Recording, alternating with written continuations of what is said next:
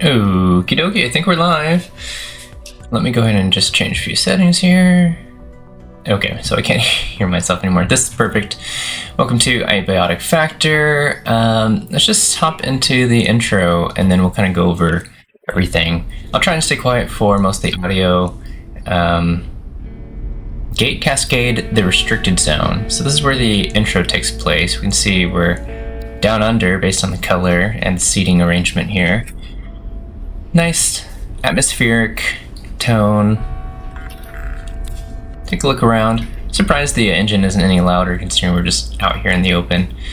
Got some... Thanks, Lance. I've got closed captions on and audio direction on because I'm dumb. I don't want to blast my headsets constantly just to hear if things are on my left or right. And I am indeed ready. My first day. You've got a Romag shotgun in the back with some sort of headpiece armor, and I do like his design here. You can see reflections are not a thing. The boxiness. Where? Yeah, okay. There's really not much out here besides the fence. Whatever that is, and something else back there. You can exit vehicles and chairs by pressing jump. Lance here is chillin'. But yeah, we can see reflections are not a thing. Those are very expensive, I'm sure, in the game, so developers probably correctly elected not to utilize too many reflections. Otherwise it'd be a headache, especially in such a sandboxy game like this, which you, if this is your first time playing it, you may not realize that, so you may wonder why is reflections not turned on. To the degree that you might expect. We got Lance here, he's just chilling still, which is nice. Can't see our body yet. We can see bringing our wristwatch and whatnot. Okay, so we got controls on the bottom left. X for health. It doesn't say that if you hold X, it'll bring up your radial wheel. I'll bring that up more. Okay, so tab, we can see ourselves. I will need to customize myself more later. T for time, as well as a radial directional compass. They don't tell you that in game either. As well as the day count. I don't even know what day 2 of 7 is. Is that Monday or is that Tuesday? Do you count Sunday as day 1 or do you count Monday as day 1? I don't know. 68 degrees F, and 7 p.m. March 1593. I guess I didn't realize that's the day that you actually start. We can go and talk to Lance shortly before we hop out, otherwise we will lose out. So some things about this run. We are going to attempt to grab as much as we can. This is going to be as close to 100% as possible. That means some of the missable data entries into the journal will have to be carefully collected. We're doing the intro just to be complete and provide some feedback as well, the pros and cons. But yeah, in general, this is an amazing game. And that's kind of why I wanted to highlight it and go through it. And difficulty as well as creativity, just so much atmosphere, direction, all of it. So it's great, but it's very like startup-ish. Like you can tell it's very rusty around certain edges, and they don't shy away from that. But sometimes the progress can be really slow. So things I'm thinking about are like fishing is really bad. Experience gain is really bad in a very specific way. It's not like universally bad. Same with fishing. It's not universally bad. It's just very specific components that are very bad. But there's also some really, really great things, like not giving you a lot of direction, and still giving you enough direction. It kind of reminds me of like it's this weird blend and mix between Project Zomboid of the sandboxness, but also everything's kind of static and where everything belongs. It's got components and for the renewability, finding renewable sources. It's got like the hunger, thirst. You can see all this here: hunger, thirst, bathroom, and resting. Yeah, bathroom, toilets. But yeah, it's got all sorts of good stuff. We'll continue here. Well, here we are. Short and sweet, Lance. Time to get out. Okay. Out your hop. Well, here we are. and then he just sort of cycles back through his voice line. So that's pretty typical. You can see it's very 90s inspired, like Half-Life-y, and a few other ones out there too. But Time to get out. it also means that they get to save a lot on budget for when it comes to like rendering things, and as well as just modeling and stuff. So totally appreciate it here. Out you hop. We'll hop out. As soon as we hop out, we can see tries to take off without us, and chasing after him. We'll just teleport us back. We do have this notification on the right hand side. It says movement. You can move around and sprint. Sprinting consumes stamina, as we see in the bottom. Doesn't mention that the bottom bar is the stamina bar, but that should be pretty self-explanatory. WSD to move. Sprint, it doesn't say that sprint. By default, it's just hold sprint. You can change it. There's a lot of customization, which is really nice and appreciated, but it doesn't even mention as far as like bindings and customization. I think it's missing that tip card, so that's a piece of advice there. Anyway, we'll hold E to dismiss. But yeah, what's nice is that you're just kind of thrown out here and you're wondering, well, can I go this way, right? Can I backtrack the way we came? Should I just go forwards if you somehow miss the gate, which is totally possible. See random kangaroo signs. It's very atmospheric, right? It's just pitch orange. It's all orange out here. Welcome to Australia. The outback specifically, right? So anyway, you're out here. You can see I'm already jumping around and stuff because the movement's very nice. We don't have anything equipped right now, but between the running, the standard movement, there's a lot of physics. A lot of objects still have physics, which is nice. You can see the bushes are very old school textured, which is great. And same with the fence and the wiring. It's really nice. Anyway, well, they don't try to like overwhelm you, which is nice. So that's a pro right now. And here we can see you can jump over small obstacles. If we try to get over this fallen tree branch without jumping, we'll get stuck. So this is like a forced obstacle. Those are always appreciated, right? You see it consumes stamina, so that's pretty intense. I have to admit, I think even at higher levels when it still costs that much, like it still costs a ton. So in that respect, I think the jumping cost is too high or should get reduced as either you level or find some other way. I know they have like random chance of no consumption, but that's it's still not enough. In the early games, enter the shack. So in the early game, having low stamina really won't matter that much. But when we start using power attacks, that's when it's going to matter. We don't have access to power attacks right now. Looking around again, so the only signs of civilization, we have this tiny little shack, this water tower, but there's so much just like dilapidated construction out here. Come out here, you say, sure enough, what in the world? There's a toilet, which is hilarious. And we can go and play this mini game and boop. If we just take a look on the exterior of this building here, there's really not much. It's pretty unassuming. There's an interesting use of glass. They do have this from time to time, this like privacy glass. I do like its effect, but it may not be obvious what you're looking at. No way to climb this. I did just notice here we got a security camera up here, which is a nice small little detail. We got some transformers and whatever else, electronics back on the side of this building. But yeah, the fun thing is because this game is in some modern game engine, I'm assuming UE5 or UE4, it means that we get to have lighting. I'm not sure if this is dynamic light or static light, but yeah, a lot of light sources are dynamic. So anyway, we're here. We've got a security camera out here. Right now, the only things to interact, and that's the other things. Like, so you have to wonder, what can you interact with, what can you not interact with, right? And so, sure enough, so doors you have to interact with. You can open and close them walking up to them, right? It doesn't like auto open and close. So that's like a small little detail. You know that these different design choices that they've made, and they've made some really cool design choices here. So you see, just coming up here, it's totally blocked off. There's no way in. We've got some ugly looking grate here, some ugly looking door here, and some ugly looking intercom here. We can see that this little ghostly, I'm not sure what we want to call this, waypoint, is actually visible through solid objects and is visible at almost any distance, even if we're like kilometers from here.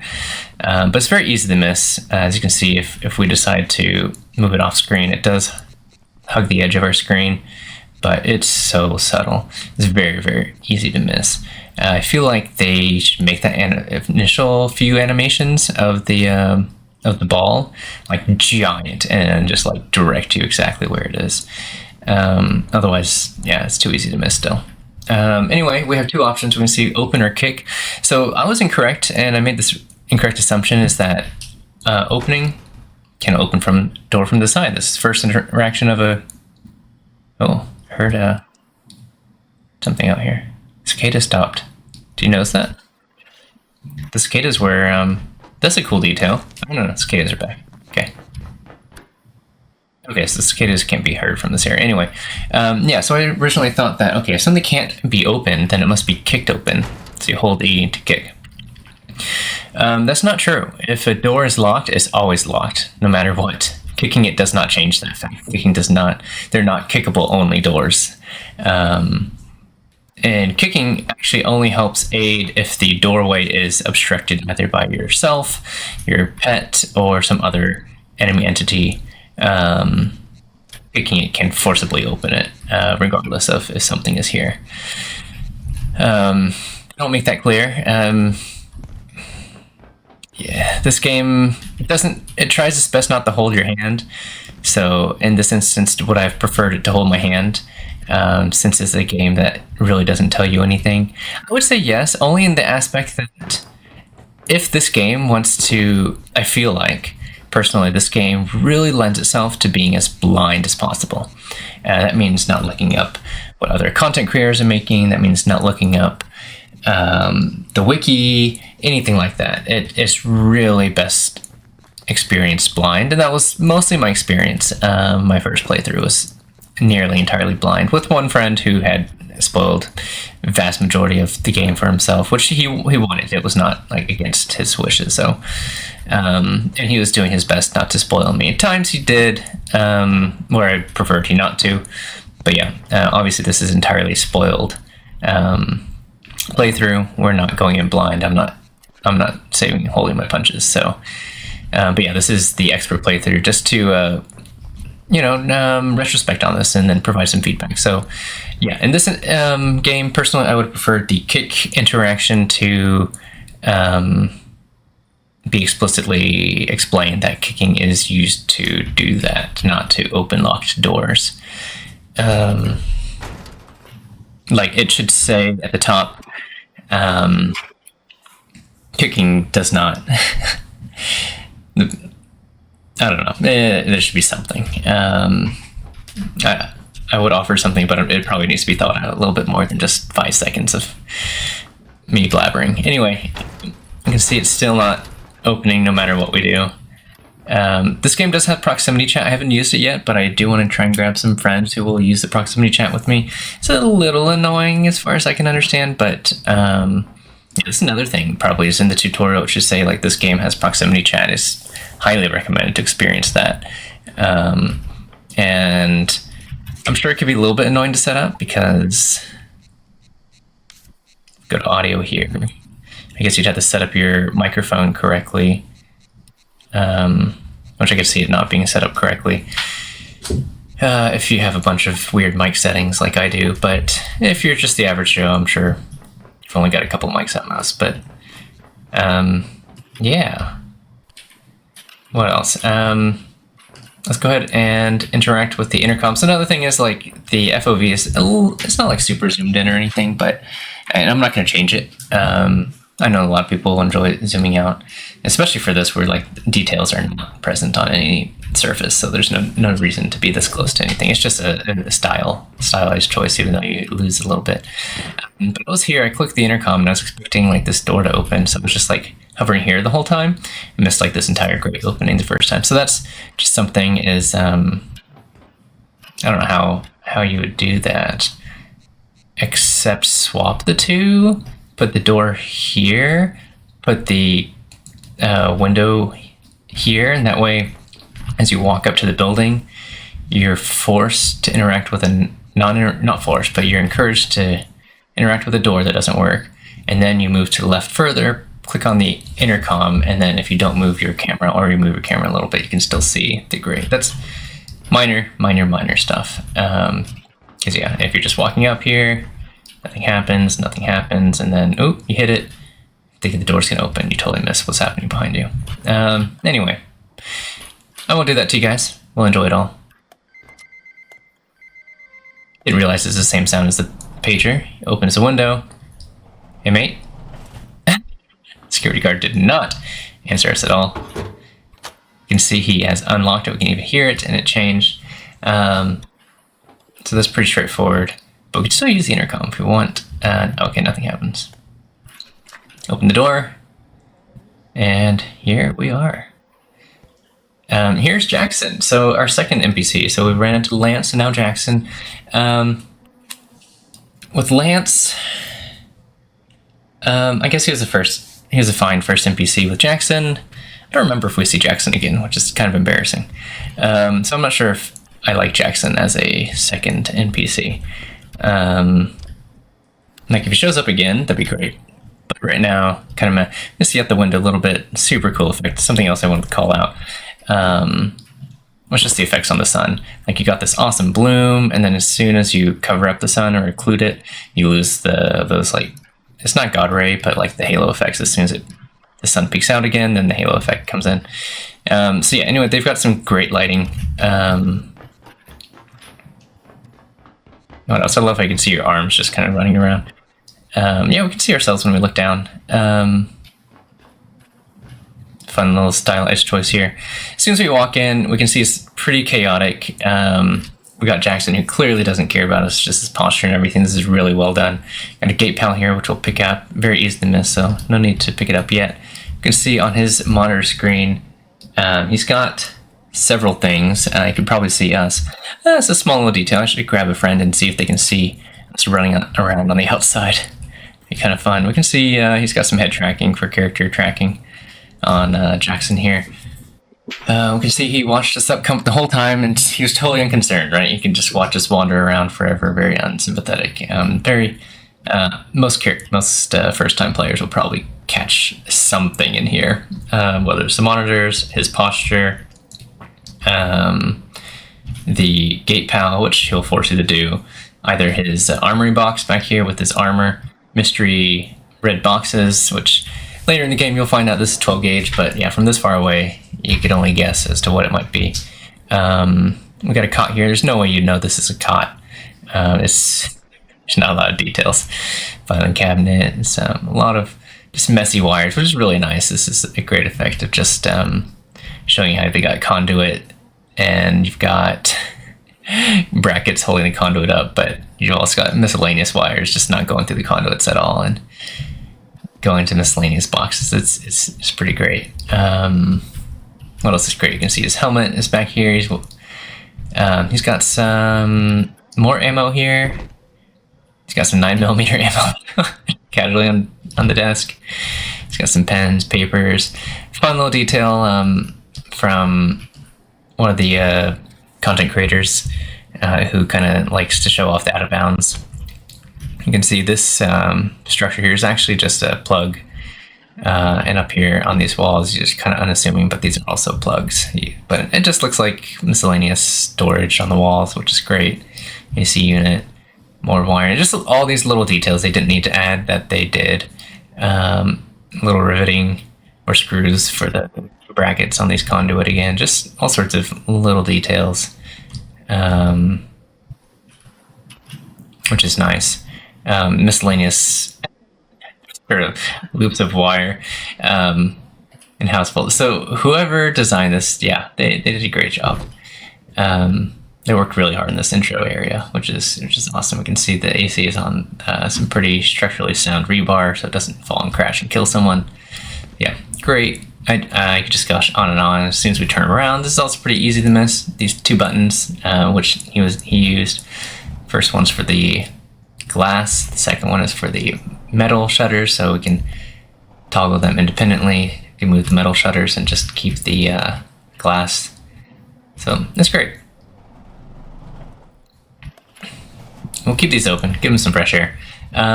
We do have the option of attempting to go down and skipping him. This is another thing where, right, you have to wonder. Interesting, I thought it'd be accumulating poop, but it looks like I'm not. Everything is frozen. All my needs are frozen right now. Not tired, not hungry, not thirsty, not urgent. We have authorized personnel only, so this is our first signs. There's tons of signage, just like real life, right? So that's very helpful. I feel like they could have cluttered the game with even more signage if they wanted to. I would appreciate that, but it would have taken them forever. So I think it's probably just the right amount. Unless you got time, then time to kill. Just throw more signage in there.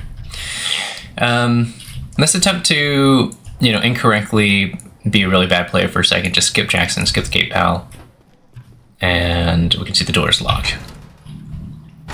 There's also no dialogue from Jackson of like, oh, you get back here, or anything like that. It's just literally does not care. So that's great. I figured they'd at least make him sigh or something like that. If he's this laid back, at least he should like do something and like sigh or groan if we're trying to force progression without him.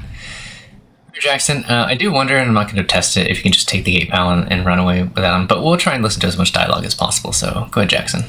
Okay, you're the transfer, huh? You sure picked a day. Things a bit hectic downstairs this morning. Just grab your gate pal there. It'll help you get sorted.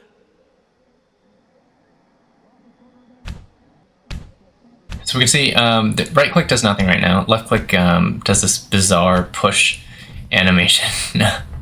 It's great. I said bizarre. It's stylized very nicely though.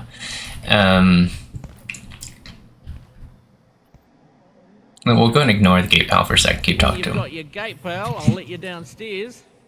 Should work like your PDA at Springer, more or less.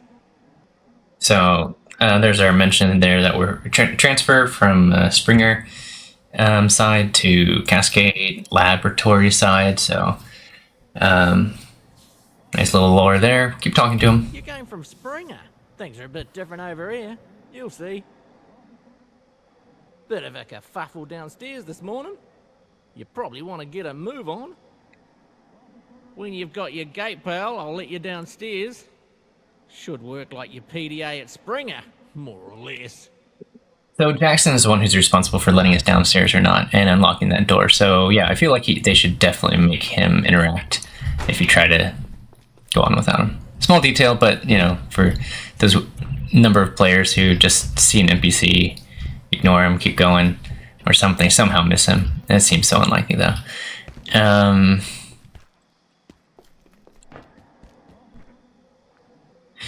We can see at the top left, I gained some sprinting experience. I think sprinting experience is perfectly fine as is. Only thing I care about is the endurance.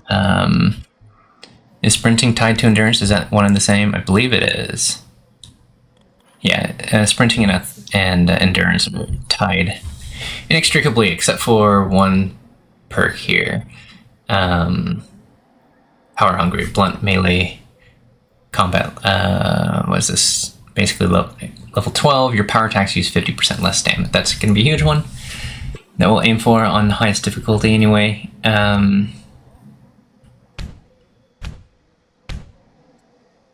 If there's anything else we should review here. I don't think so. Like older games and even some modern ones, they have a lot of dialogue before you exhaust them and they repeat and cycle again. And some of that will reward you, and some of that you have to cycle back. So I feel like in this first interaction, either with Lance or with Jackson or with a couple other NPCs in the future, they should like give you a small little Easter egg if you exhaust their dialogue. That way, for the people who do enjoy and like to do that, they'll be rewarded and know that is encouraged and sought after behavior. And for the people who just kind of are curious and don't really expect anything, that would be nice because, yeah, you will get the insulated rod by doing that, and that could be easily missed. I guess it wouldn't be that easily missed because you try to go fishing, you get electrocuted, and then you'd think to go talk back to the fisherman. But yeah, some of the Gate Pal entries, character entries, NPC entries are missable. Quite a few of them are missable if you don't talk to people and exhaust them before certain checkpoints and flags as you progress through the game. So you kind of have to find everyone before you move on to the next, and that's kind of hard to do if you don't know who is available and who's not available without looking at a guide. You came from Springer. All right, looks like he's Different over here. cycled his dialogue, so we'll grab the Gate Pal. We can hear the door unlocking. And then at the top right it says new journal note. If we hit J, which is what it says, and now we got a little symbol, it'll take us there. The only thing I wish is that if you hit J when that symbol is present, it would take you to the new entry. Anyway, we got this tooltip. Open your inventory, navigate to the journal to view the objectives and notes. Clear all corpse waypoints. Oh, interesting. I never knew there was a button for that. And we can see this little glowing red dot. I love the interface, though. This is nice.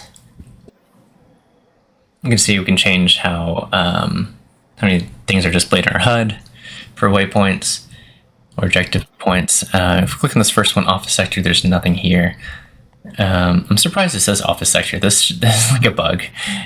This should be blank. You shouldn't even know about the office sector right now.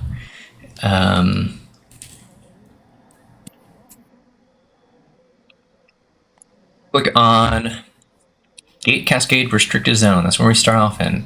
Great. Under. Gate Pal. My Gate Pal stores useful data and communications, assuming it works like the ones at Springer facility. Okay, so already some lore that we've worked on with this technology before. It'll be locked to my security clearance, so it'll only provide data for sectors I've got access to. Cool. Why does it look so beat up on the edge here? Is that a button or is it beat up? I don't know. This top right edge. Anyway, Gate Compendium, soup recipes, emails, fish, registry, people, entities, locations, theories, distillations, chemistries. Quite a lot. And then back to the journal. I'm surprised that they don't incorporate this back button into the tablet itself. It's kind of a shame that they did like this. Since they worked so hard on this Gate Pal UI anyway, why not just make this like if a physical button or touch UI component on the journal, since this is a touchpad essentially. That seems to be it. We can see we have no entries right now, no entities, no people, no locations, no theories. I know we're not gonna have any of this. We do have emails, okay, and not any right now. We will have emails rather. Okay, and then he's got, it looks like his own personal, oh no, this is a picture I think he's got here on the screen. What else does he have here? Oh, okay. He's watching sports, it looks like. I see like maybe green turf on the ground and a crowd. You can kind of hear some buzzing in the back. Sorted? Okay. Yes, Jackson. Your need should be in your gate, pal. Well, eventually. But you're good to go. Head down to the elevator. It'll take you down to induction, and they'll take care of you. Okay, you're Jackson. You're all good. Head downstairs to the lift. Bit of a kerfuffle downstairs this morning. You probably want to get a move on. Did you see the Island game last week? Suppose you eggheads aren't into footy so much, eh? Oh, there you go. Footy, that is what Jackson's into, I guess. Well, keep exhausting his dialogue. You're all good. Head downstairs to the lift. Bit of a kerfuffle downstairs this morning. You probably want to get a move on. Okay, so Jackson is already looting at some event happening, which is great. Because they want you to like kind of go into this unassuming, right? It's like, okay, just another day at work, transfer, authorized personnel only. Guess I'm authorized now. I'm surprised this door. Okay, it does have red and white. But as soon as we step in here, we get radiation. We get the radiation notification as well. When you encounter radiation, this is another tooltip they need to fix. Let me keep reading. When you encounter radiation, you will see small speckles or dots in your vision, increasing intensity with radiation strength. A little won't hurt, but long-term exposure will harm you without protection. They should have mentioned decay as well, that your radiation exposure, or how much total radiation you've been exposed to, you can reduce your accumulated radiation is perhaps the word for it, just over time naturally. I'm not sure if it increases with poop. By pooping, you decrease your radiation more, but I feel like that should be a thing. I feel like pooping should be its own skill, frankly. Yeah, that's just me personally. If they've enjoyed, making poop such an important aspect of the game, which I think it is. We got radiation screening. I don't know what that means. Who's being screened for radiation? Other entities or scientists or anyway. Yeah, as soon as we step out here, we're immediately exposed, which is ironic that I had this warning here, because as soon as we step past this threshold, no, I guess I'm wrong. As soon as we step past this threshold, am I still wrong? Maybe we step over there, the radiation will disappear. But yeah, I guess there's no radiation notification up here anyway. But they don't want to scare players from entering this area, since you have to progress this way. You can see the nice little speckle effects. You can turn that off if you want to. We won't get into that. What else? It's rather dark in the facility, which is normal, but it could throw off some players and be like, whoa, this is so dark, I can hardly see this wall in front of me. It's all black. It doesn't even look textured until you come up to it, and then your own global illumination from your character illuminates it. So it looks like you get what is this, maybe 5 feet? You can illuminate things 5 feet within you, which is fine, especially if you're in total darkness. Anyway, by coming down, or if we even just walk past here, but if you see that sign, you're probably going to freak out and either run back or run forward really quick, which means you're going to miss kind of this view of the elevator, lift, and our next NPC as we come down here. Anyway, we can see this blue and purple line, very fun. I love this. It takes us left. Here we can see a couple signs here. First sign, did we miss any other signage? I don't think so. So the first sign we see here is security notice, facility power systems offline at night. Sector hours between 6 to 9, that is relevant. Time has not progressed, it's still 7 a.m. So everything's kind of halted for us in the tutorial area. Automated security outside these times. Automated. That is quite the understatement. They're robots. Automated, when I think automated security, I'm thinking locked doors and that sort of thing, which is kind of a cool idea. They do have fans that lock you out during the day and can only be deactivated during the night, but I feel like the same could have been true about night. They could have made things a little bit scarier at night, which would encourage staying in your base at night and then make those random defense events even more fun. Then we have another one, security notice, restricted to violet clearance. I don't know what violet clearance is, besides this line on the ground. We also have another caution radiation sign. That's another great thing they do about this game, is that they have so many doors. Many of them start locked and become unlocked through progressing through different ways, interacting with characters, etc. And some of them, like this one, stay locked forever, and you never know which is which. So not only are you encouraged to unlock every single door, or at least attempt to open every door that you see, then you're forced to backtrack and check all of those locked ones. So you're keeping this massive, giant mental list of all the locked doors in your head and trying to make the assumption of which ones will become unlocked, and making note of that in case it does become unlocked, whether that's 10 minutes later or 10 hours later, which is real. And then you also try to peer through it with your curiosity. You have to wonder, is whatever's behind that door worth it or not. And so they do that with a couple of different ways. Like in this one, they have some grating here, and behind the grating is just a black plane, so it doesn't seem very interesting. Versus some other doors might have some glass or something, so it's still kind of obscured what's behind it, but it might look interesting. You're like, oh, I wish I could go there. Or sometimes it's just totally open, or it's a fully glass door, and you can see right through, and you're like, oh, there's an enemy behind there. That's exactly where I want to go. Or yeah, or in this case, yeah, you can come to the side here and kind of peer around. We can actually see it's not a black plane. It's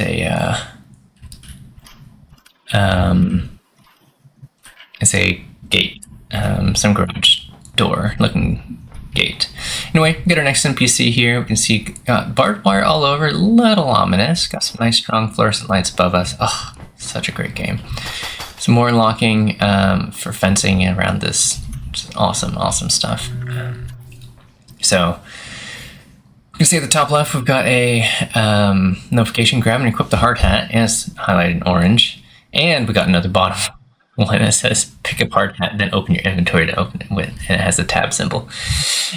Really hard to miss that, right? But if you do, you can always try to just ignore it and continue. So we will do that. Ignore and continue.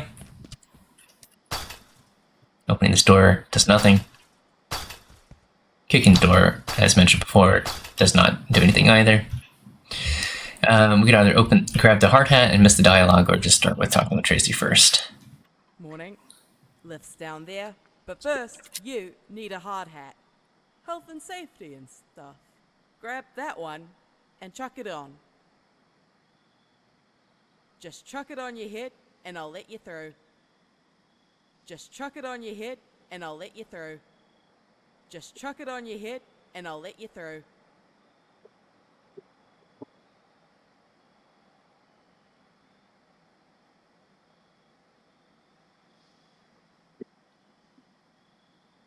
Okay. So we can see this hard hat has a tooltip. It says pick this up to potentially unlock new ideas. This is nice because it just tells you if you've picked up an item or not. If it's your first time picking it up, it'll say that. And if sometimes grabbing it or having access to an item may be a subcomponent for more things, so it can help you with crafting. So it's a lot to explain, but just these words is probably sufficient. So we can either push E to pick up, or we can hold E to equip it immediately. Most people will probably miss that equip unless they're like paying a lot of attention, so they might just grab it. You can see now the hot bar is unlocked for us at the bottom there. It's always been there, but it was hidden before. And it said something at the top right. I totally missed that, so we'll open tab. And here's our hard hat, head armor, and durable helmet to protect warehouse workers. When worn, gain construction XP faster. Armor 3, durability 25 out of 25. Can be scrapped at a repair bench. That's one thing I missed in this game on my first playthrough was repairing and salvaging. I just assumed, what did I assume? That things break, and once they're broken, they're unrepairable, and they're just left as the worst version of themselves. But that's not the case.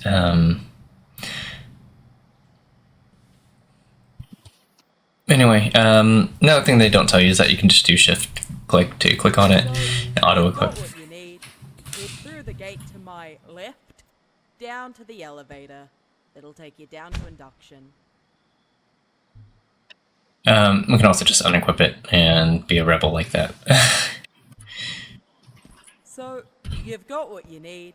Head through the gate to my left, down to the elevator. It'll take you down to induction. I just noticed this is... Oh, never mind. So, you've got what you need.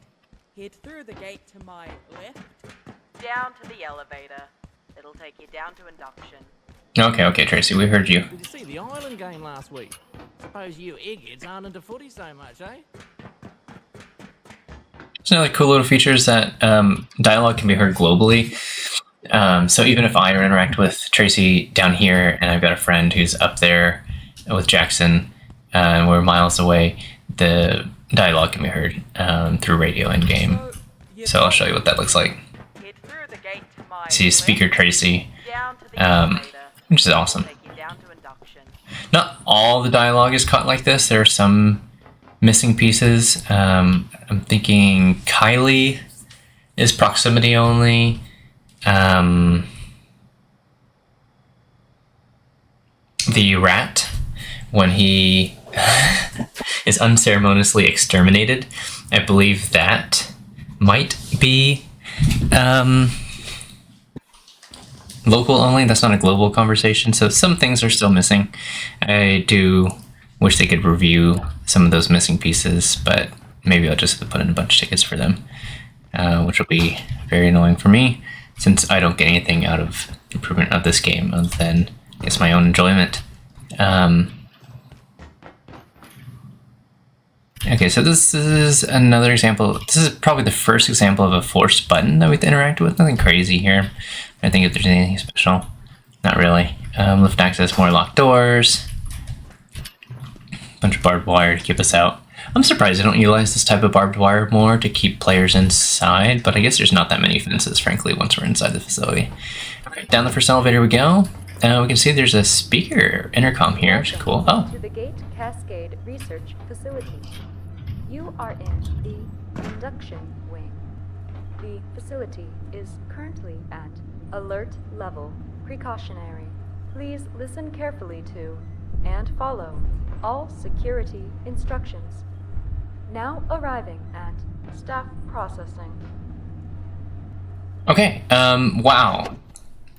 Hopefully this NPC doesn't talk next, but I just want to talk about this lift elevator. I feel like if they slowed down the lift elevator by like 20% or something, that would be really helpful, because you see we just saw a bunch of levels here. It's very easy to miss if you get distracted by something stupid and small. Even the time that they should be going down, I missed the first level, right? Which is my apologies. I didn't get to show you what it looked like. Yeah, at first glimpse, we got to see like there was office meeting. We got to see some security robots. Got to see radioactive waste and a Tarask or a behemoth being escorted away.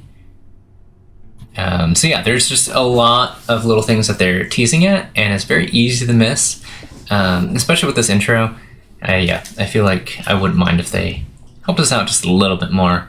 But at the same time, you know, missing, it's okay.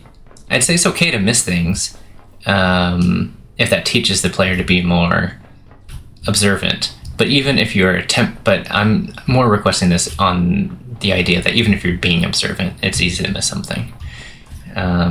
Two different schools of thought there. What do you do to the person who's being unobservant, and how do you help the person who is still being observant or trying to be? So anyway, we'll move on. Before we even do, just want to comment on this area. We have this like little observation area, which is pretty cool. We've got our guide for the day up on the second story. A lot more fencing.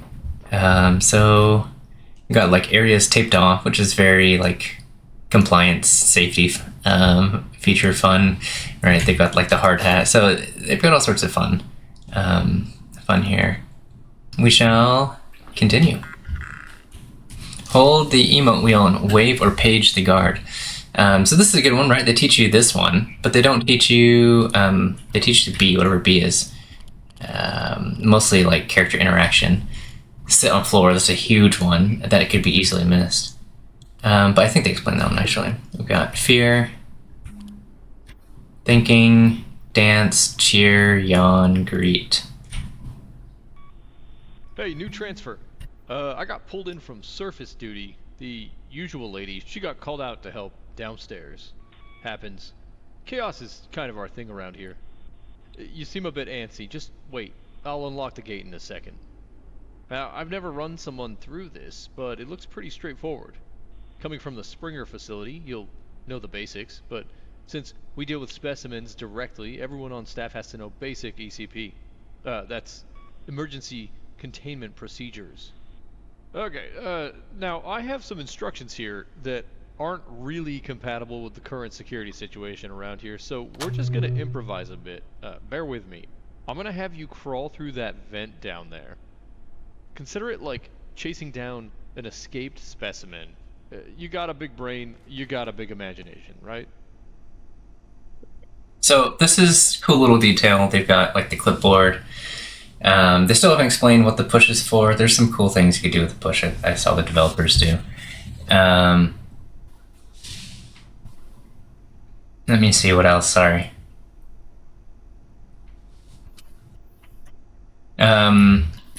But yeah, Bruce alluded to some event, so Bruce isn't even supposed to be really walking through the orientation, just kind of got called in. But yeah, he's got the clipboard, which is really cool. You pull that out when you're trying to place furniture. I think he's got some button, I guess, which...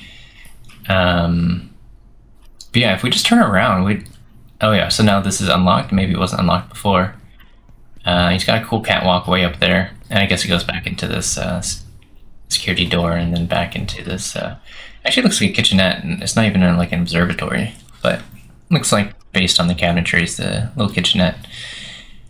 See some barrels here. Those are very important to craft. I can see... Okay, we're gonna end up over there, so let's just get some more signage, which is great, right in your face. This is a great spot to put some signage. Work smart, use it or lose it with the brain symbol, and security notice, again, the same one we saw last time about the power. Trying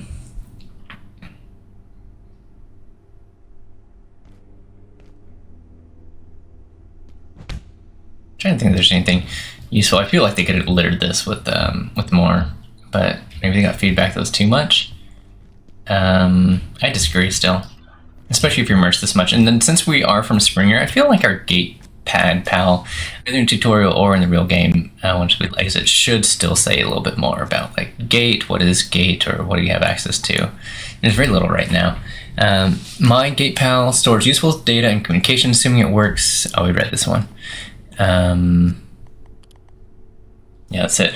Go through the vent. I'm crawling through a vent. Seriously, question mark. Go through the vent. That is our objective, yes. We can see these big gates, for example, don't open. Got more hazard taping on the ground. Love it. These crates are covered. These pallets are covered. That's cool. And then they use this binding to keep the coverings on. Love these little details. What else? We come down here, you might see this fence. You might be like, ooh, that's cool. Trying to open this locked door. And then if you get discouraged, you might... they have some like nice subtle developer lighting here right next to this ladder and the hazard taping again to make it kind of clear that you're supposed to go over here. But again, kind of using this just for how dark it is. Some darker red fluorescent lights here. And then if we try, we can see this sign here says what? No stealing, no touching the chalice. Is that like the Holy Grail chalice? Anyway, authorized personnel only, and we've got a keypad clearance too. Insert key card requires hacking E to use. Clearance insufficient. And this is open some other way, it says, so we don't have access to that. If we do open up our tab, then we can see we can eventually get a hacking device. Again, this window effect is really cool. But yeah, this is the warehouse. I think that we see as we come down, or it's in the intro, I don't remember, or it's using promotional material. Really cool out-of-bounds stuff that was shown. Anyway, and we can see there's some construction worker out here overseeing. And you can hear all sorts of nice effects back there. So, awesome stuff. Anyway, yeah, we're supposed to climb this ladder. Follow the developer lighting. This gives us our first use of ladders too. Most of their ladders are good. There's just a couple that need, quite a few that need to get fixed. Probably say about 10 of them, 10 to 20 ladders need to get fixed. They either you can't unlatch from them correctly, or if you have a gravity cube, when you come up and over, you delatch, but you still have forward momentum and you're airborne, which means you can and probably will go over whatever the railing is, instead of landing like 2 feet in front of you, and that's as much ground as they put. The developer expects you to land if you have. It makes me wonder if they threw in the gravity cube really late into development, or something. I don't really know what happened, but yeah, I feel like they just need to playtest the entire game with the cube on, which sounds annoying.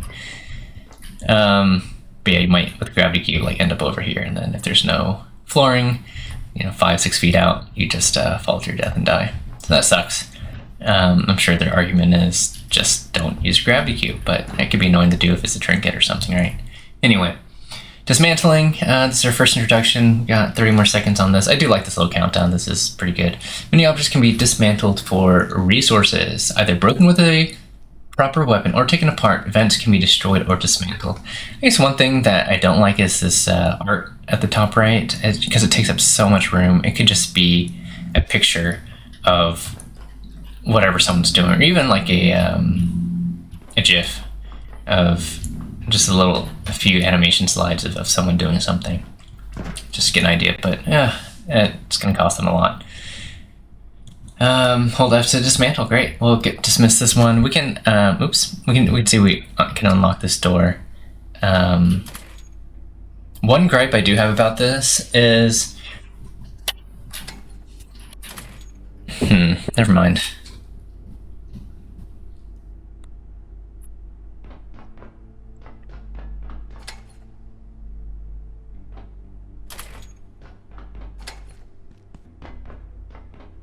Alright, anyway, go to the tutorial. This tutorial, by the way, I forgot, is single player only. You can't have friends in here, so you can disregard what I said earlier about bring in a friend to test the monitors. Let's see, ooh, got some nice sound effects of the transformers humming away. I like that. You can see it says vent. Got a lot of developer lighting here, which is helpful, but also kind of disguised. It's just, we get a flashlight. It's easy to miss the flashlight. It's not mandatory yet, but eventually, yeah, you will need a flashlight. So they litter these throughout, and that's pretty good. And they don't just like hold your hand saying you need a flashlight to see in the dark, which I think is appropriate. Go ahead and pick it up. Go ahead and hold F to dismantle. Nothing too crazy here, except that it breaks into metal scrap, so that players will make a mental note. Oh, cool! I get metal scrap, and then so we come in here. It's very easy just to miss this, I guess, and miss this right entrance and just walk straight down to the T. If there's something in your way, because I put it there, there should be a tool down there. Something you can smash the crate with. You might have to look around a bit. And don't worry about smashing stuff. Like we got a lot of crates.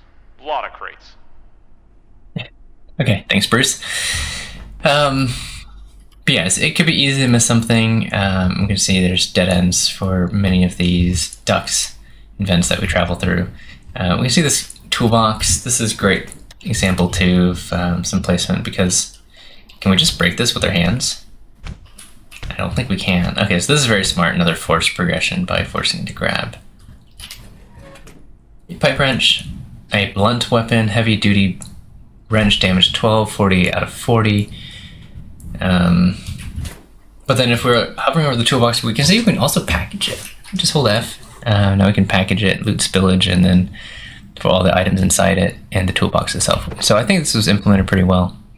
I wouldn't really change anything or change much about it. And then now we have a left click interaction button, which is great. I'm going to see I'm consuming the durability when I swing, even on things I'm not supposed to swing on. So that's good, I guess. And then we can break this.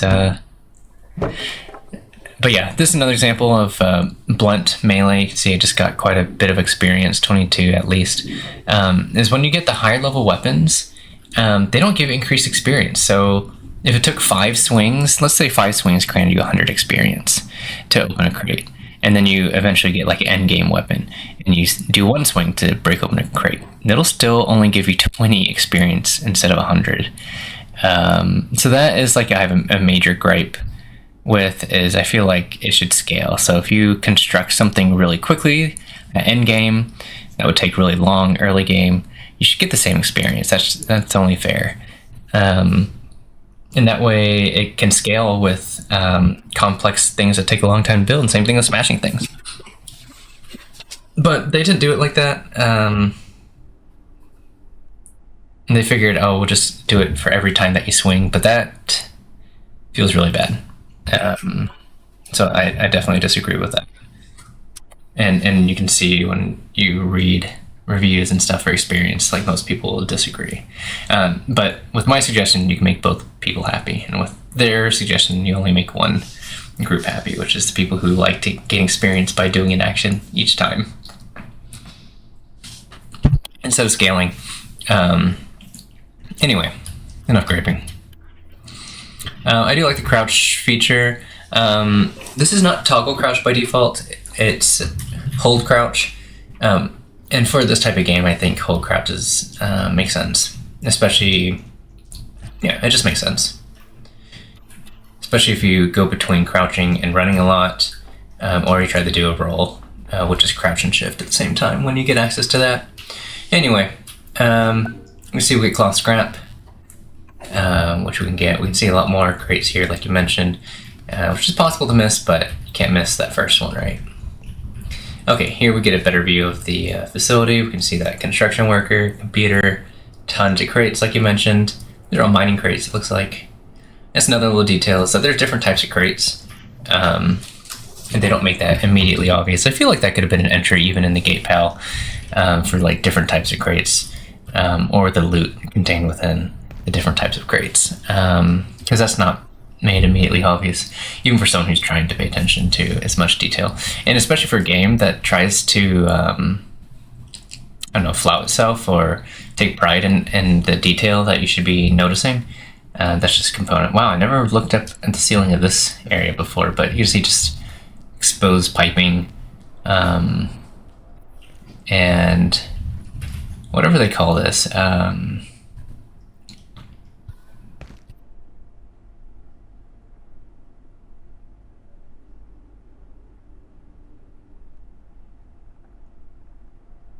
I think they call it Plymouth space?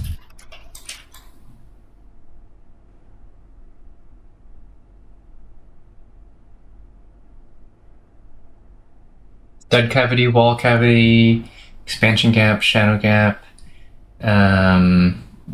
spandrel.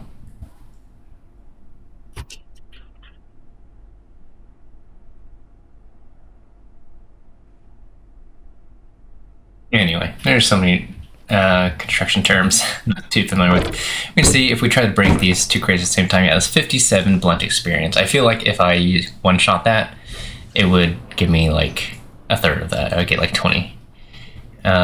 Anyway, we can find out later throughout the game. Oh, what the hell? This damn radio's acting up. There we go. Ugh, all morning. Alright, where were we? They want you to capture a creature. The lady who's supposed to do this, she took all the nets downstairs with her. Look around, maybe you can make one out of something. Thanks, Bruce. Okay, so now this is our introduction to crafting. Another tooltip: as a scientist, you find inspiration all around you. Gain new crafting recipes and ideas by picking up resources. So this is really cool. Now it encourages the player to think, wow. They've introduced me to dismantling to get new resources, right, like metal scrap, which made us curious. They've given us a weapon, so it makes us think combat. They give us a flashlight first, so it makes us think exploration primarily first, and then combat secondarily. Third, technically, is our storage as well. So now we're thinking inventory management. And finally, oh shoot, am I going to read this in time? Some recipes have been crafted. You've learned the recipe for thrown nets. Now craft some. Trap the target, and then if we look at the top left, trap the target with a throw net. And then every time we review this, it'll tell us the next thing.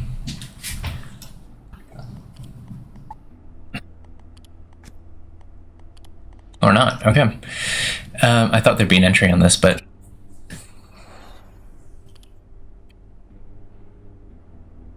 there's a little inconsistency there they could probably improve upon, which is for every... I feel like each location should have its own logo. Instead of just showing the gate logo everywhere.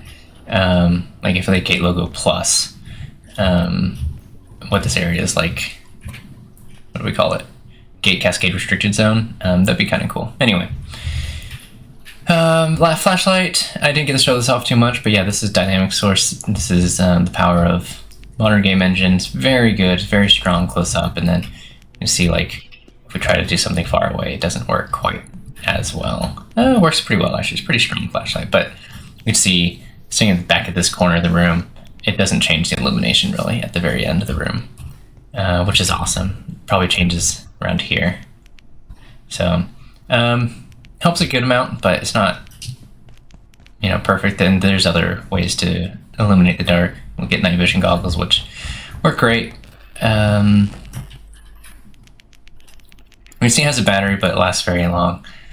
Kind of surprised it didn't make them like rechargeable flashlights or something, or crankable flashlights. Those are kind of cool. I'm just kind of surprised that's not an option. Just as an idea, it makes you brainstorm. It's like, well, okay, we've got dismantling, we've got these tools. What are these limitations to the tools? Durability. What are things that mitigate them? I can swing less. I can save my battery on my flashlight. I feel like if they really wanted to as well, for every time that you turn on and off the flashlight, it should decrease the charge more. But like this would just kill the battery, I feel like, but I could be totally wrong about how batteries work. That's just a thought. Tons of cloth scrap. If that also is like, you could tell the hoarder, it's like, hey, wow, there's all these crates. I could like totally just stock up on all this scrap. 45, 54 cloth scrap. That's a ton, right? So it makes you think, okay, if I have 50 cloth scrap in my inventory, like how much do I need? This is the tutorial, right? Do I need hundreds, thousands? The answer is end game, yes, but early to mid game, no. 100 scrap is perfectly serviceable. Anyway, what else? We have this next area. Is there anything else I want to talk about before we move on? It says I'm a lab assistant, so that's a cool little detail.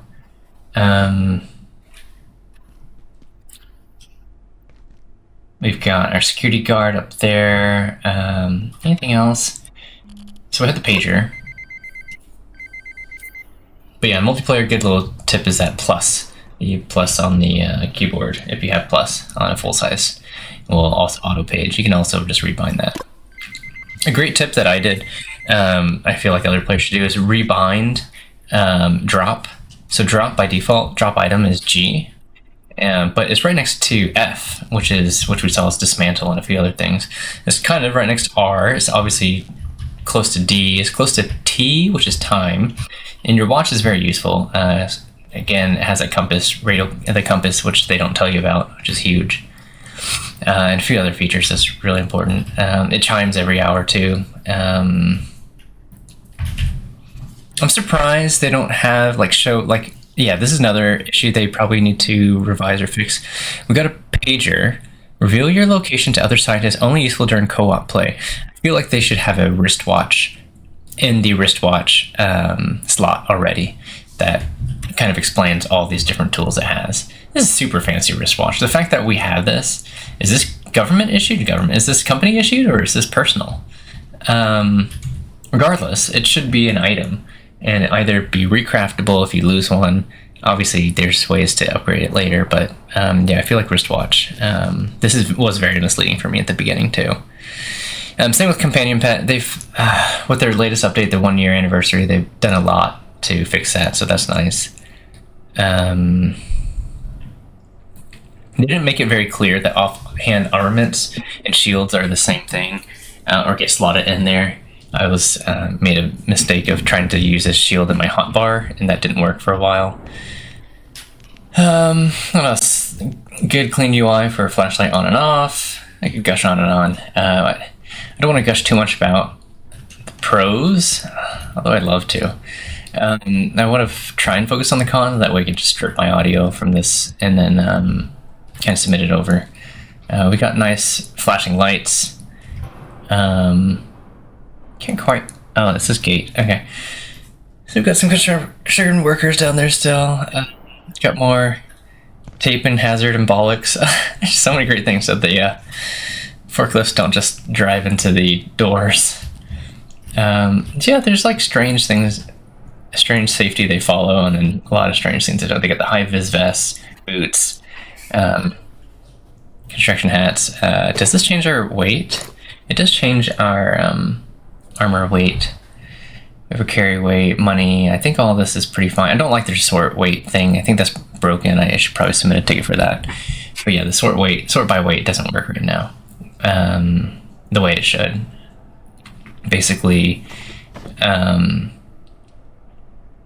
there's 2 weights, right? If I do control click, I can grab one of these. So 1 cloth weighs 0.3, therefore 54 weighs 15.9.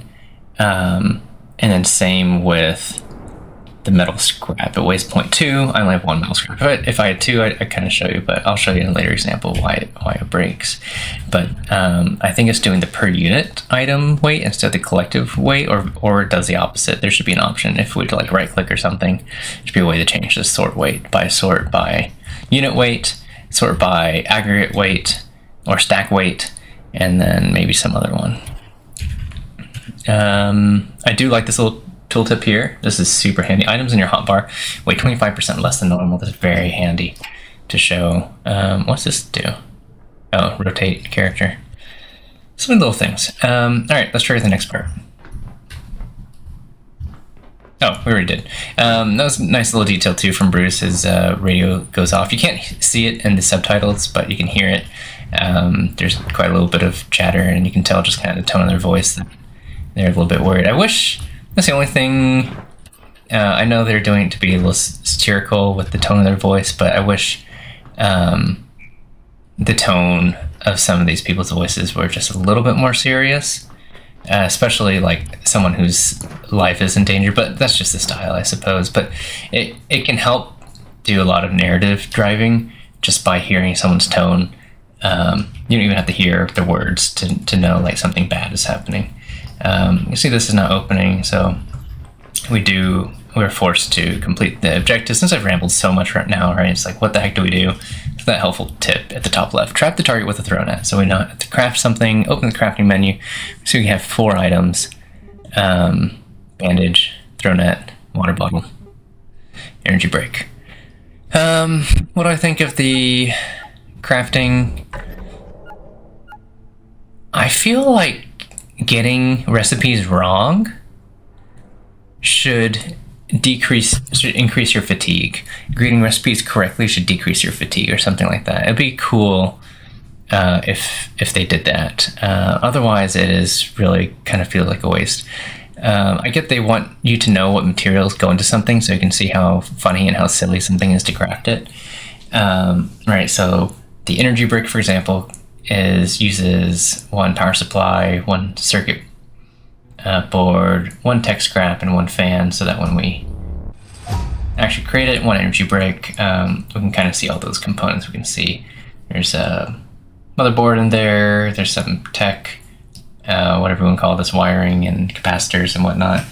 Power supply is probably buried in there. You can't quite see the fan. Maybe you can, not from this view. To cool off the entire thing. So it makes sense lore-wise, but again, if they want to add this kind of like level of detail, there needs to be a purpose behind it. Yeah, anyway, we create our throne. Oh yeah, this would be a good example of what works. I was just thinking I'd grab like a plastic bag for, you know what, this is why we do the jobs we do here at Gate. Go ahead and throw your fantastic net on the dummy.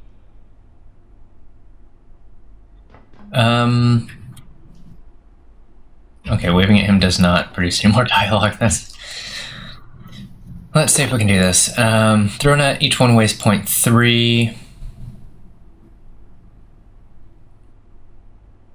So yeah, let's do this. Okay, yeah, this... Okay, I'm not sure if it's just in the tutorial or what, toggle transmog, but this is a perfect example of it breaking. We have sort by weight. We have 1 cloth scrap at 0.3, 1 metal scrap at 0.2, and 3 throw nets, each at 0.1, weighing in total 0.3. It's sorting by unit weight. It's not sorting by stack weight. So it's sorting by 3 to 2, and it calls the throw net 1. So that's another issue. Anyway, we'll move this back to the top bar. This is one thing I do like, is that just using the number keys, you can quickly throw things into the hotbar as needed. Super handy. Throw nets, this is going to be extremely important for early game. Like he said, like Bruce said, it renders our enemies entirely useless for a good amount of time. They do break and they're consumed, but missing them, right, is not bad at all.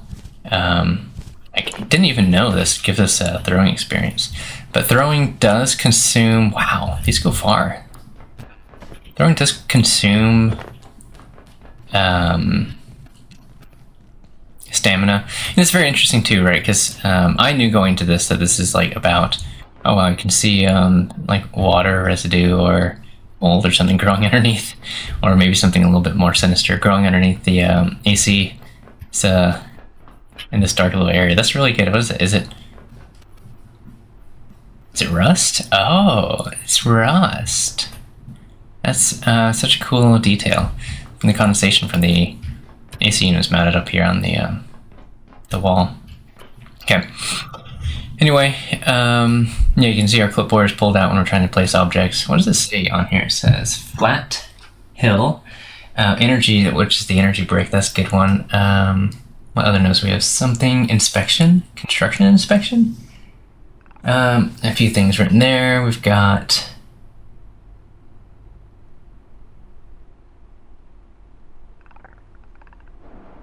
something, I can't read it quite. Quantations? I can't read it. Computations? No. Anyway, it's got some letters and abbreviations. LC, for example, says love, lolide? I can't quite read it. IV says it almost looks like inflammable, but invulnerable? Oh, IV means invulnerable.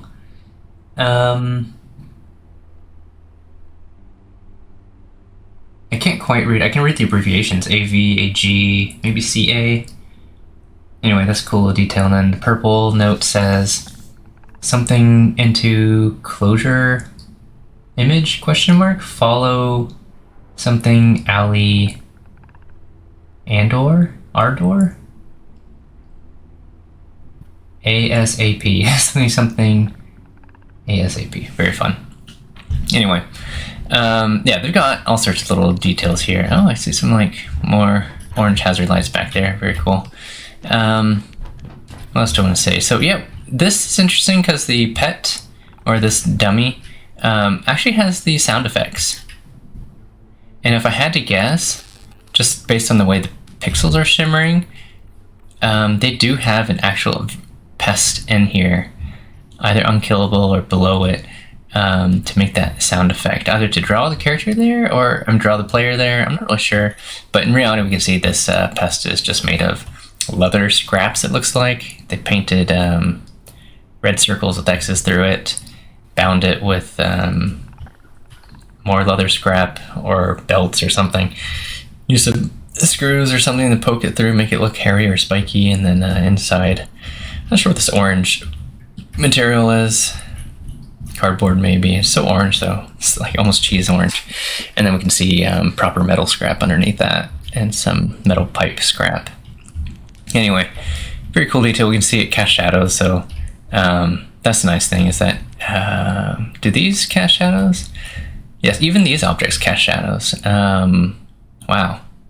So yeah, again, power of dynamic lighting. Look at that. It's just the fencing shadows. Even the chain link produced shadow. That's very surprising. But yeah, ton of shadow work. You can all disable that if you don't like the fancy light work, but it does add quite a bit. Some of this like specular lighting maybe even, or even like this, where because the flashlight's in the right hand,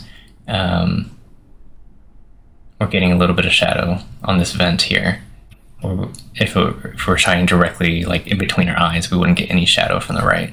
But because in our right hand, by here versus left, we don't get any of that. So it is truly, it's really, really well done.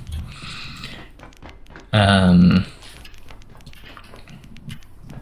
we see just how bright this is compared to everything else. Like as soon as we shine a flashlight on it, holy cow, that's bright. Let me just quickly check a few things. Not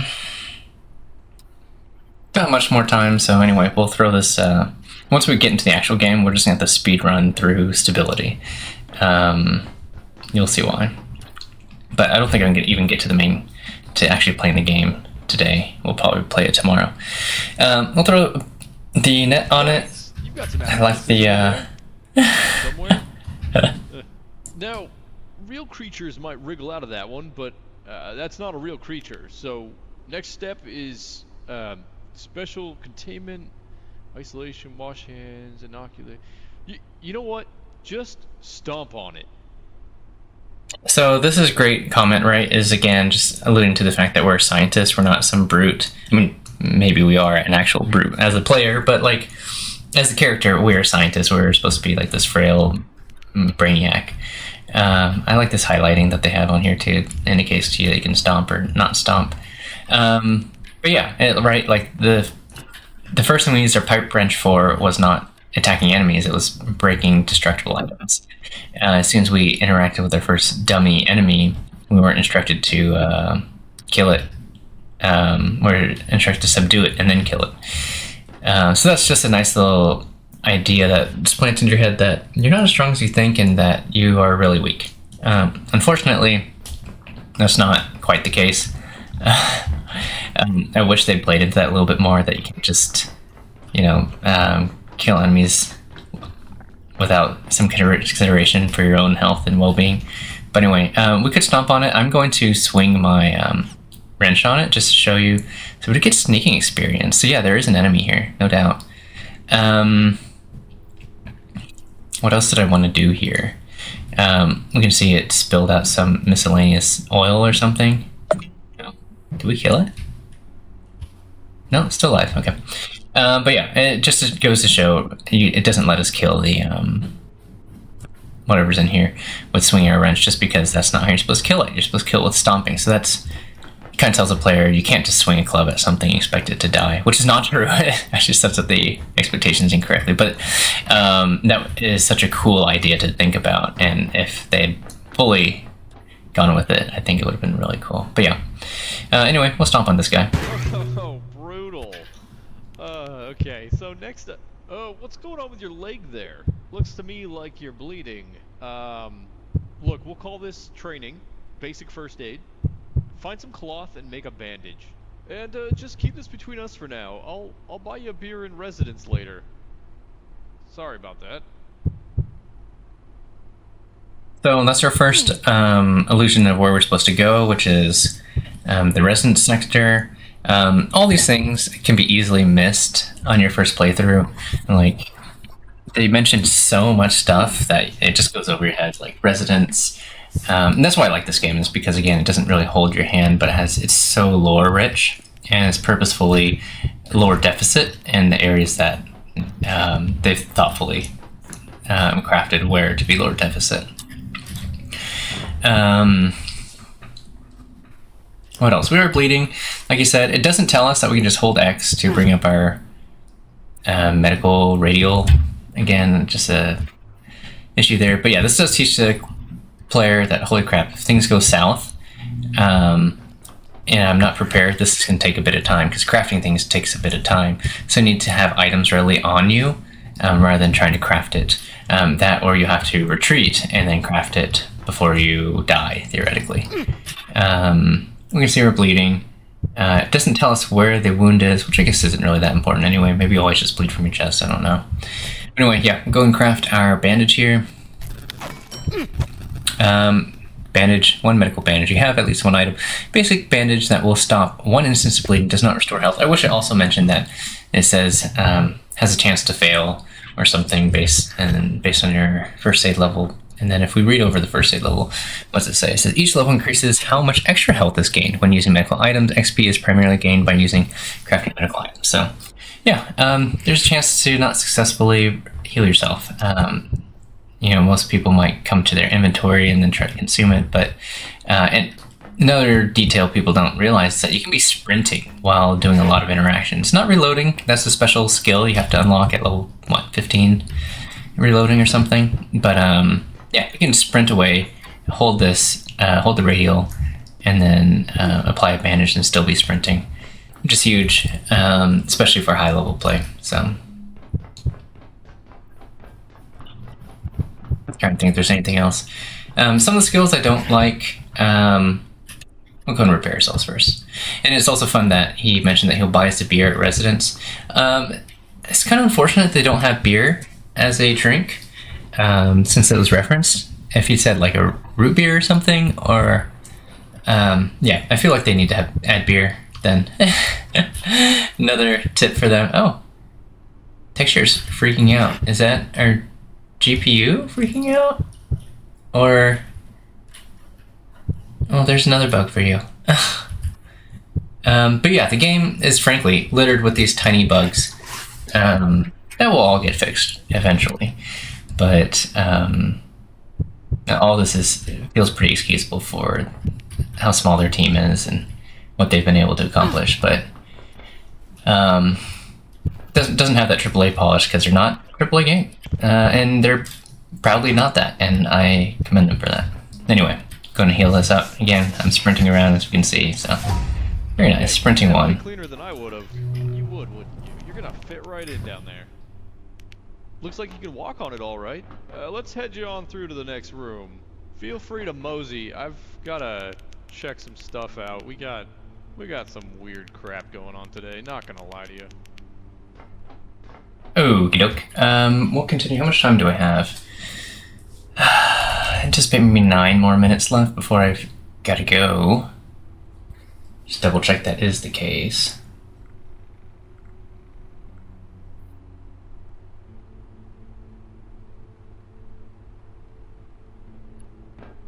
Follow the blue and yellow lines this time. Blue heads to residence. This is actual signs, right? Versus the previous ones didn't have actual signs. And to the left is Synaptic Labs. If I remember right, Synaptic Labs is the same as a botanical. Is it not? Let me do a quick Google here. Synaptic Labs. Or maybe I'm just entirely wrong. No, you don't even get to visit the Synaptic Labs, but we know the Synaptic Labs are the ones responsible for some of the gatekeeper enhancements. As 2 entrances, one between containment blocks, security center, and the one in reactors. And the question is, will we see it in Cold Fusion or an expansion DLC? I guess, yeah, I don't recall. That was posted a year ago. Yeah, it can't be fully accessed.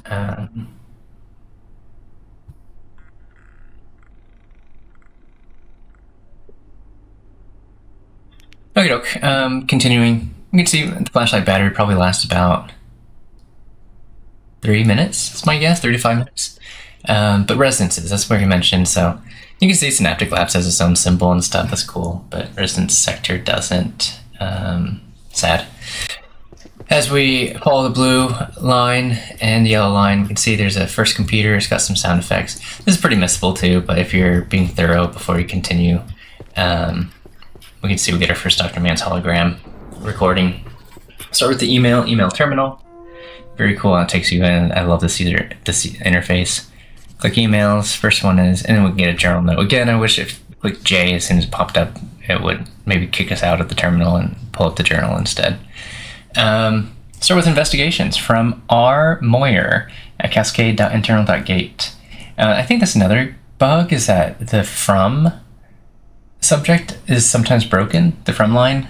I'm not sure if they did it on purpose or placeholders, but yeah, there's a few emails that just don't quite make sense. There's a few that are purposefully don't make sense. There's a few where I'm sure if that's the case. And then we get one from J. Karensky. Relax, Richard. So Jane's, what does R. Richard say? Jane, what's this I'm hearing about an investigation to our security? Has anyone spoken to you about it?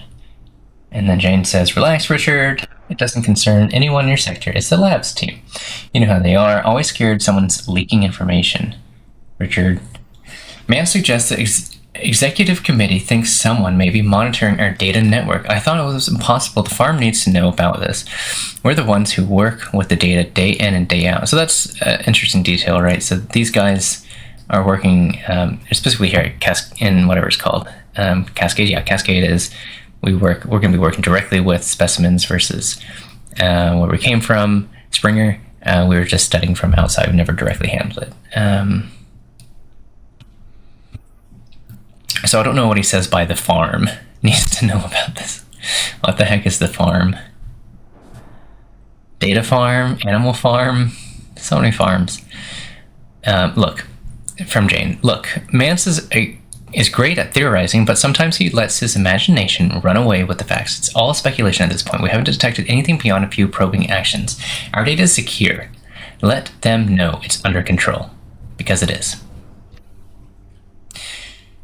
Yikes. Definitely some disagreement on what's secure and what's being reported and what is, and if there is a leak present. So everyone's being taken seriously, and then we have another one here. It says fungus from Man Banco. Hey, you asked me to get in touch, and this is cool because these are all internal emails, so I think this is pre-1993. This is not quite pre-World Wide Web, but pre-World Wide Web mass adoption. So many people, I'd say pretty few people have mass adopted it. I don't know what the adoption rate is, but it's not 99.999%. It's probably closer to 10%. I'm curious.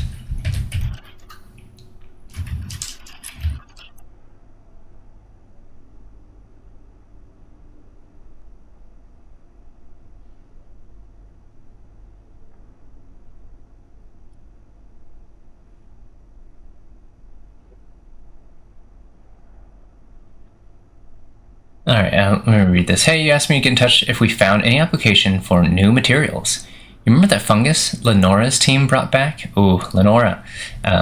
We did some tests. This stuff makes penicillin look like tap water. Penicillin, of course, being antibiotic, and penicillin, not antibiotic, antifungal. Is it antifungal? Or is it antibiotic produced by antifungals? So, by fungus. So this is pretty cool that they found some fungus. Of course, you know that's the mycofields. And then from T. Anderson says, I reviewed the report. You're cleared for phase 2. Someone needs to go back in there.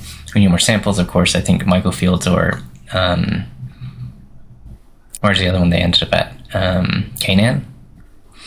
Then this guy says, D. Mance said, oh, Mance is on here. The Silo 2 systems are online. I don't remember what Silo 2 is. I think another venture should be fine. I'll talk to the TR. They're itching to get back in their TR, of course, being Trans Recon Team. But when you're reading this the first time, you don't even know what TR is. That's it. Gate email client version 0.93. Cool little details here. Little logout button. I'm sure this works, right? Yeah, it does. Versus just exiting or hitting the escape button. And a nice little jingle when you log in. No logout jingle. That's kind of sad. Approximately 0.2. So I was off by order of 100. Approximately 0.2% of the world's population had used the internet by 1994. About 1 in 500 people. Not the 10% that I was suggesting. Yeah. So very, very, very new. Let's use the Dr. Mance hologram. Dr. Derek Mance reporting. Derek, that's his name. Director, Gate Cascade Research Facility. After yesterday's fiasco, I've made a formal request to extend general anomaly storage immediately. We've requisitioned Ordo 113, only to discover that some effect from 221 had turned it permanently blue. I've made it clear to Anderson. This is not acceptable.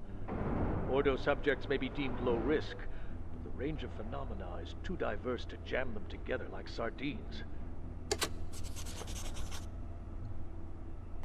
We can review our next journal entry. So we start with GatePal, then we had next one we got while reading the email. Who's watching? Sounds like someone in the research division is conducting an investigation into security at Cascade. Possibly right about that data breach. And then we have the next section here. Containment protocols. Gate operates several tiers of containment protocols. The lowest is Ordo. Maybe that stands for like ordinary. Or sounds like ordinary. We'll use that. Mnemonic. for our own memory, indicating an item, artifact, or entity is deemed benign or low risk and requires only basic precautions. There are several tiers above this, but I'll need a higher security clearance than blue, so that's our first one to learn about the item. Hence why we're going to residence. Okay, so this all kind of adds up, but yeah, there's not too much hand-holding about like what our security clearance is, which is, I guess they mentioned blue, anything like that. Let me reread this one more time because I think the closed captions is wrong. Dr. Derek Mance reporting, Research Director, Gate Cascade Research Facility. After yesterday's fiasco, I've made a formal request to extend general anomaly storage immediately. Yeah, it should say general. Only to discover that some effect from 221 Okay. has made it permanently blue. I've made it clear to So it looks like Dr. Mance either misread his lines or they corrected the his lines only in closed caption. That's fine. So yeah, the fact that we're jamming things together and hence this giant warehouse this is just shows the scale, right? Like, holy cow, this tiny little building in Australia is actually freaking massive. Wow, we turn around and we see some cool things on the screen. All very 1990s low res. Same with the writing, right? It's very low res. It's almost too low res, but it's not. But it's almost. I do like some of these bollocks and other blockade things so that I guess forklifts don't just totally kill people or maim and mangle them. Anything else that's worth checking here? I'm assuming this doesn't work anymore. That's correct. Can't backtrack up the elevator. They don't have any cool, fun scripts to let you do that. Yeah, it's just a tutorial after all. None of this gets saved or carried over, which is, I would argue, a shame. I feel like, yeah, a fun little Easter egg, or not even Easter egg, just thing is complete the tutorial. I'm not sure if it's mandatory, but if you complete the tutorial, it'll give you the tutorial items. I don't know, but it'd be a major leg up against the people who skip the tutorial entirely. So is that really worth it? I don't know. Oh, some textures breaking up here in the pipes. Another thing they should fix. Not sure if it's related to this at all. Because this one's fixed. It could be my GPU. Hard to say. What else do I want to do? This is cool little details. Just leaking from the pipes and mildew and mold growth. I think I saw some water dropping, condensation. We got vending machines here, so this is your first time you interact with vending machines. And I have $5, I can buy a snack. And it dispenses it, and we can see what's remaining. Sometimes it does break a little bit as far as what's displayed, but it's not a big deal. Yeah, we can get salts, farm puffs, doughs, nuts, jewelers, and skip. And they have nice little animations for ripping these guys open and eating them. Well, it's nice as it gets. Same with soda. This is like your first introduction, because you're probably wondering at this point, how do I take care of my needs? Whether that's pooping, eating, drinking. For drinks, we got Fizz Bang, and then, yeah, because each item is new and unique, it'll tell you each one could potentially unlock something. Nothing gets unlocked, so at this moment. See, sometimes it doesn't accept our money if we try to buy something too quick, which is also normal and very old school vending machine because you have to use actual money, physical money. Here's a water cooler, first example of our water cooler. Very easy to miss, but what else? We can consume this and it'll give us metal scrap. Anyway, we can see exit. This is nice. They have these things illuminated for us. Anything else that's worth commenting on? I don't think so. We'll move on. Can't actually open this door by clicking on it. We have to click this button. So this is first button activated door, maybe, of the game. It feels like it. But just showing players, hey, you gotta push buttons. Open sesame, nice. We can see our guide is I'm back. betting they didn't have these at Springer. It says here, all gate staff at Cascade need to understand the facility's unique power system. It goes into a lot of detail only an egghead would want. No offense. Every power socket here comes with its own little extension cable, and we build everything purpose-built for those sockets. So what you're gonna do, you need to package the heater, place it back down near the power socket, and then... Okay, now I know that was a lot. I'm getting some weird interference on my radio. I'm gonna leave you to the whiteboard down there. You might need a screwdriver. I'll get back to you in a minute. So we got this cool power thing here. Station 3, what's going on? Over. Station 3, Station 2?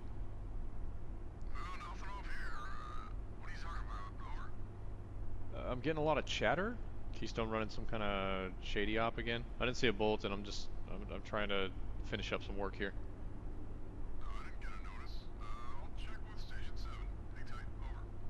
Okay, just let me know if it's any GKers coming my way. They creep me the hell out. Over.